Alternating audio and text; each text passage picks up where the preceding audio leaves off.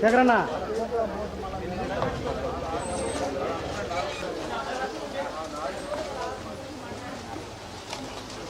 Social media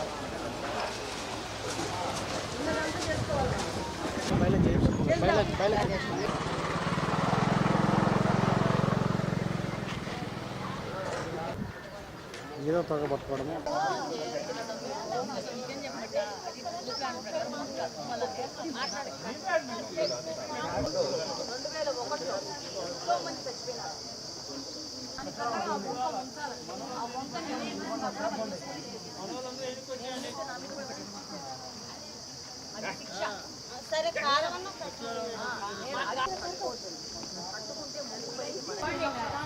ఎందుకు అంత పని రోజులే కదా ఉండేది.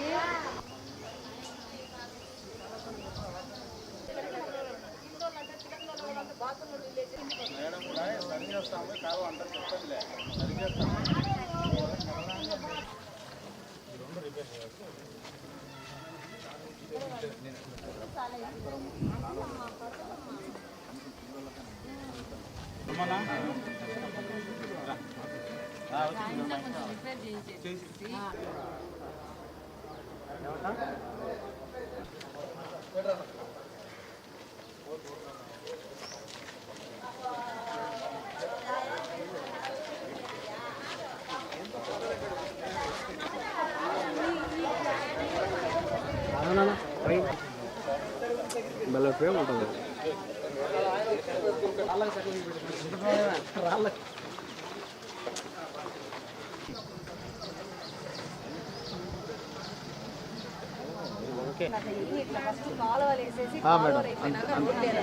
పద్ధతి ప్రకారం ప్లాన్ చేస్తాను. ఇట్లాంటి ఆధార దిమాగ్ తీసుకుని తిరగ.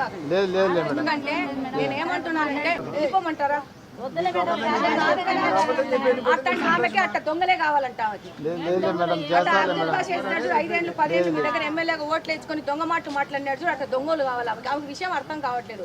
ఇట్లాంటి ఎక్సెప్టిక్ వాళ్ళని మనం వెనక పెట్టుకుని తిరుగుకున్నాం అనుకో, మానంగా విని ఇది సమస్య ఉంది, ఇది ఇట్లా వేస్తాము అని మీకు నేను చెప్పగలగాల. నేను ఓకే అమ్మా నేను ఓట్లు వేసేస్తానమ్మా మంచిగా వేసేస్తాను చెప్పి కాలికి వెళ్ళిపోతే కుదరదు. మీకెందుకు బండి వస్తారు? మీ ఇంట్లోకి వచ్చి ఇస్తారు.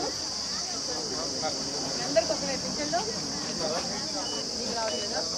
చెప్పు ఉద్యోగస్తులు మాకు అవసరం లేదని చెప్పాలా? రాదు అని చెప్పొద్దు. రాదని చెప్పొద్దు. ఈరోజు కడప అసెంబ్లీలో కార్పొరేషన్ పరిధిలో ఉన్న తిలక్ నగర్లో ఈ రోడ్ల పరిస్థితి ఒకసారి రివ్యూ చేయడం జరుగుతూ ఉంది. దాదాపు ఇక్కడ మెయిన్ ప్రాబ్లం ఏంటంటే వంక వెళ్తూ ఉంది. వంకను మొత్తం కంప్లీట్గా ఎంక్రోచ్ అయిపోయి ఇల్లులు కట్టడము, దాంతో వంక పాస్ కాని పరిస్థితిలో ఇక్కడ వర్షాలు వస్తే విపరీతంగా నీళ్లు నిలబడిపోవడము, ఇక్కడ ఉన్న వాళ్ళకి ఇబ్బంది కలగడము జరుగుతూ ఉంది. అలాగనే కొంచెము రోడ్ల వ్యవస్థ కూడా, కానీ కాలువల వ్యవస్థ ఇంత వేశారు కానీ ఇక్కడ కాలువ లేకుండా ఉత్త సిమెంట్ రోడ్లు వేసేసినారు. ఇది ఒకటి పెద్ద ఒక లోటు. నేను కడప నియోజకవర్గంలో క్యాంపెయినింగ్ చేస్తా నోటీస్ చేసింది. ఎక్కడే కానీ ఫస్ట్ కాలువలు వేయాలి. నేను రిపీటెడ్గా చెప్తా ఉన్నాను గత 10 నెలల నుంచి. ఫస్ట్ కాలువలు వేసుకొని తర్వాత మనం సీసీ రోడ్లు కానీ రోడ్డు వ్యవస్థ కానీ పునరుద్ధరించాలి. ఇక్కడ చిన్న సమస్య ఏంటంటే అసలు కాలువ లేకుండా రోడ్లు మాత్రం వేసేసినారు. మరి బిల్లులు తీసుకోవడానికో ఏమో గత ప్రభుత్వంలో మనకైతే అర్థం తెలియదు. కానీ ఇప్పటి నుంచి మేము ఏది చేసినా కూడా ఫస్ట్ కాలువ వేసి కాలువ ఫెసిలిటీ తీసుకొని వచ్చినాక తర్వాత రోడ్డు వేయడం జరుగుతుంది. డెఫినెట్గా వీటికి సంబంధించిన ప్రపోజల్స్ తయారు చేయమని చెప్పినాము.